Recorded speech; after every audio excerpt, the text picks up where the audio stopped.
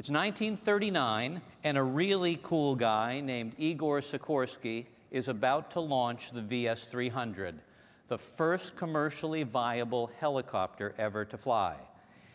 And in a remarkable feat, it flies for about an hour in its first flight. An amazing thing, created by a guy who was really smart, who had a passion since childhood for vertical flight. One might have imagined that he was just so smart that he conceived of the helicopter on his own. That would be a good thing to think about, because we have a belief that innovation often is a lone genius or a small group of geniuses sitting down and sorting out a problem and an opportunity and scratching out some ideas about how to solve it. But that wouldn't actually be the case. Because actually, Sikorsky was inspired by literally 2,000 years of insight about vertical flight. 2,000 years that began in China with a toy that many of you probably had a wooden version of, called the Chinese top. It was a toy that simply flew like a helicopter, and a toy that was found commonly in all of the markets of Europe, and Sikorsky, growing up in Russia, saw this toy and was fascinated by it.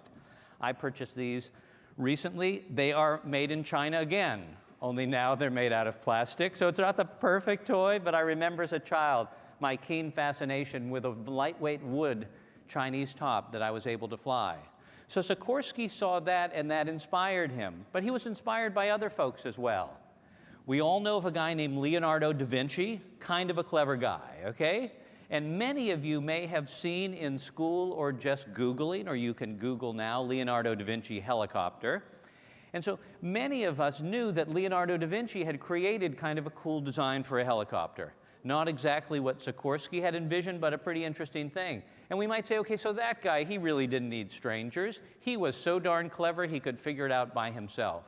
But one might also imagine that as he sat in Florence, that Leonardo da Vinci was influenced by these guys, dragonflies.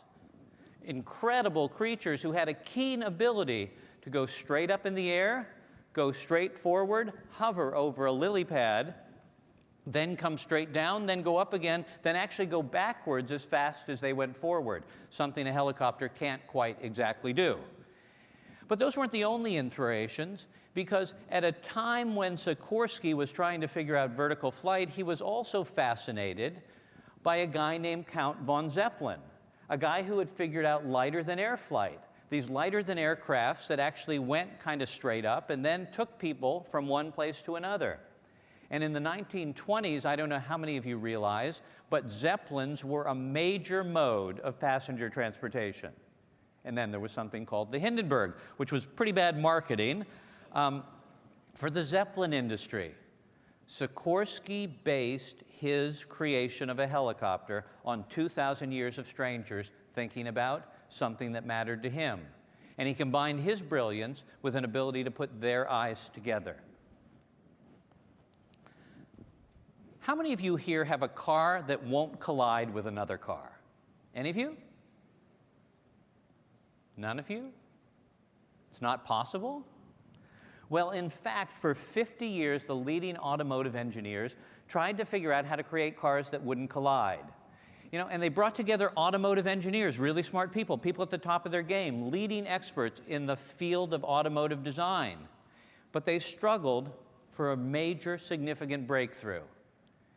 And then one day, a young researcher at the Nissan Research Lab, the southern island of Japan, came up with a breakthrough.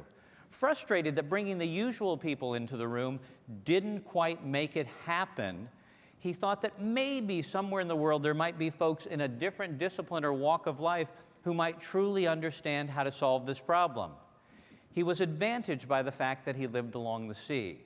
And he was inspired by the fact that there actually were fast-moving objects in the world around him that regularly in heavy traffic were moving around, zooming around, and never crashed into each other. What inspired him were fish. And so he imagined that here in oceans full of fish, Fish would, in close proximity, make instantaneous decisions about what to do and be able to avoid a predator or move as the current decided to take them, all in harmony together. In fact, as he Googled, he noticed that there had never been a reported case of a major fish pileup in the sea. So the answer to him was pretty clear. We need to involve in our conversation marine biologists. We need to find people who understand fish who can challenge us to think in new ways. And so he found a group of marine biologists and asked them to share with him why fish never run into each other.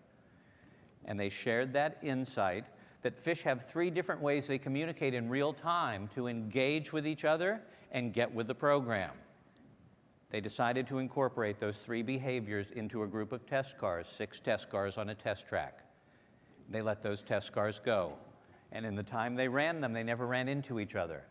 Suddenly, a breakthrough occurred that now, as we make evolutionary moves in the world of sensors combined with the way fish think, we'll all be getting closer and closer to driving cars that don't collide. And so if any of you, like I am, have teenage kids and can simply put off their driver training for another 5 to 8 years, you'll have a remarkable ability to ensure that even when they're not focused, they're absolutely awesome drivers because the car will drive itself.